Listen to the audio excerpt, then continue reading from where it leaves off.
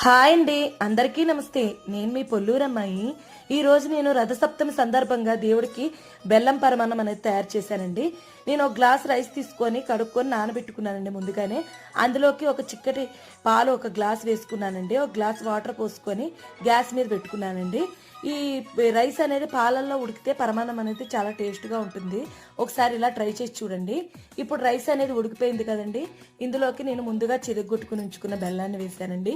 ఈ బెల్లం అంతా కూడా ఇందులో కరిగిపోయేదాకా ఉడికించాలండి. ఇప్పుడు బెల్లం కరిగిపోయింది కదండి. ఇప్పుడు ఇందులోకి నేను ఇలాచీ పౌడర్ అనేది వేస్తున్నాను. ఇది కూడా వేసి ఒకసారి కలుపుకొని దీన్ని పక్కన పెట్టుకోవాలి. ఇలా పెట్టుకున్న తర్వాత మనం ఒక చిన్న మూకుడు పెట్టుకొని అందులోకి ఒక టేబుల్ స్పూన్ నెయ్యి అనేది వేసుకోవాలి. అలాగే జీడిపప్పు, కిస్మిస్ అనేది నేను వేయించుకొని ఆ బెల్ల పరమాన్నంలోకి వేసుకున్నానండి. వేసుకొని మొత్తం అంతా కూడా కలుపుకొని దేవుడికి నైవేద్యం పెట్టేసి మేము టేస్ట్ చేసామండి. చాలా బాగుంది. ఇలాంటి మరిన్ని వీడియోస్ కోసం నా ఛానల్ని మీరు లైక్